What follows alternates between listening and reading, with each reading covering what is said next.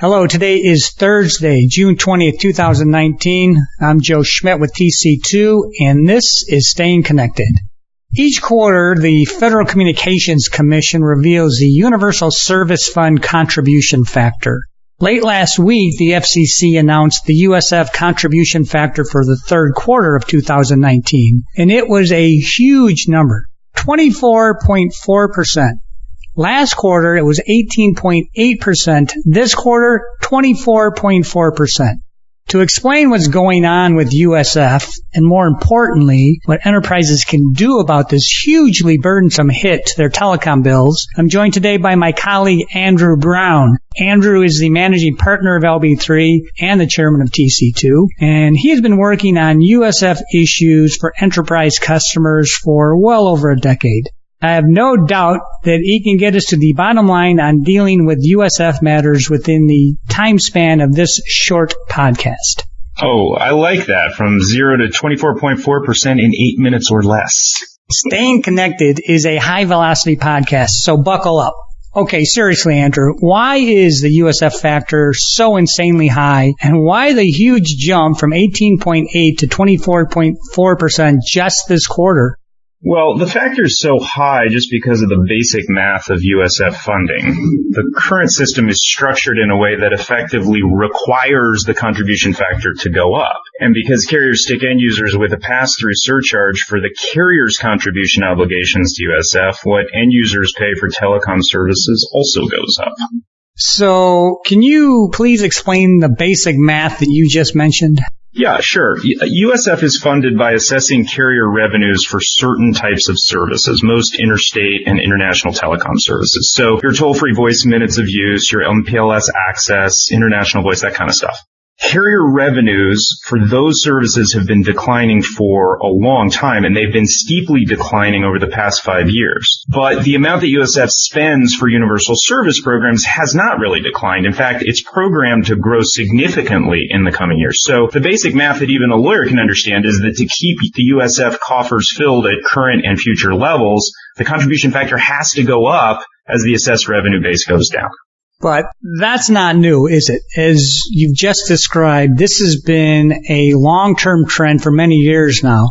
So why was the jump so significant this quarter?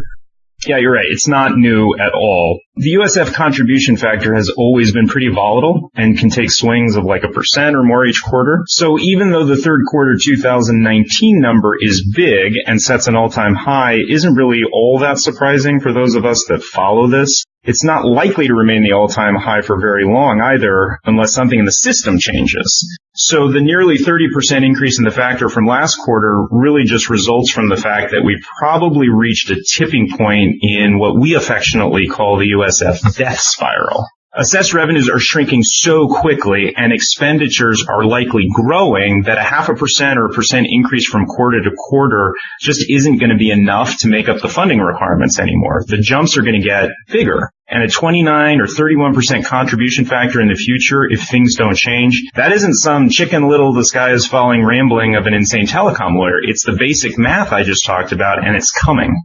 Wow, that's crazy. I first started in this business about 25 years ago, and when I did, USF was really a non-issue for enterprises buying telecom services. Today, it is a completely different story, and USF adds real costs, which companies are under pressure to reduce to meet their budgeted savings targets.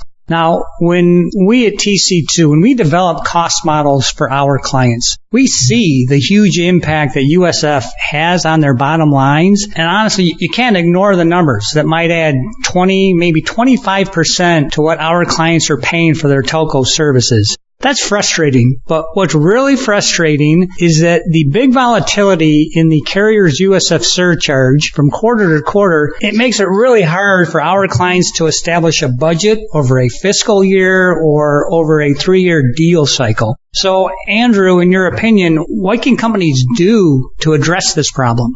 Yeah, it's a big issue for the reasons you pointed out. One appealing approach is just to opt out of the current assessment scheme by purchasing services that aren't assessed USF. So, for example, carrier revenues for consumer broadband internet access are not assessed USF, and the carriers don't pass through any USF surcharge on those services. With the uptake in SD-WAN and internet-first strategies by enterprises, we are seeing enterprises move to a network services model that partially, sometimes significantly, substitutes basic internet access for more expensive forms of access like MPLS. And even though there are some real technical justifications for evolving your network with SD-WAN and internet access, there are also a lot of cost savings that are significant from switching the underlying access model. And those cost savings, at least for now, are even more significant because they don't include assessments for USF. But moving to a different access form because of regulatory fee issues, what we call regulatory arbitrage, is really not the way companies want to make network architecture decisions or even their long-term financial decisions, because there's always a risk that those services will be assessed in the future. So if you move to a different access model solely to avoid regulatory charges, you may end up moving services to avoid assessments only to find they are assessed later. Okay, so what else can they do? Well, it's important that our clients and listeners understand that the current system that they are paying to support and that they will pay more and more to support doesn't have to be the system for funding USF. The FCC has been considering alternatives for many years now that could create a more stable, predictable, and fairly funded USF system. But that system will never be adopted unless decision makers in Washington hear directly from enterprise customers that they actually care about this issue and that they cannot continue to support a program that is imposing significant costs on their bottom lines and that directs money away from investment in their products and businesses and their own networks. Otherwise, we're looking at a scenario where businesses will be required to kick in even more to fund this system because they are viewed as the deep pockets USF needs to keep the money flowing to the carriers. And let me just say that the FCC hears from carriers and recipients of U.S. funding almost every day, not so much from businesses that have to pay for this system.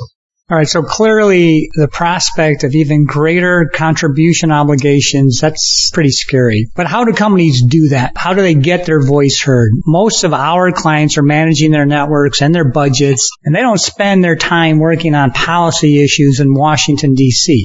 Yeah, I hear you. We get that. Not everybody is living this stuff the way that we do. And there are ways we can help. First of all, most of our listeners need to educate their management about the significant costs USF is imposing on their company's IT budgets and to make addressing this issue a priority.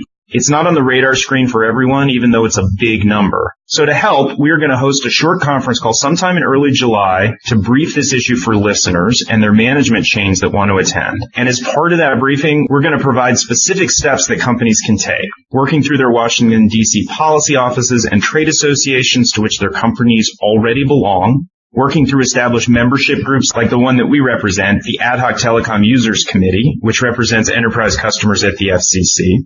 And lastly, reaching out directly to the FCC with a very basic letter or communication, which we will help facilitate, that lets the FCC know this is an important issue for enterprise customers. Getting the message out for enterprise customers is super important and only requires a tiny bit of effort, which we want to make a lot easier.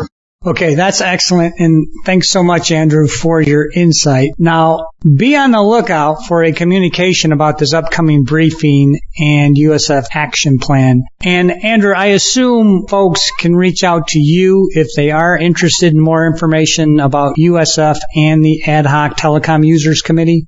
Yeah, definitely. They can find my contact info at lb3law.com or email me directly at abrown@lb3law.com. I'd be happy to discuss any of this further.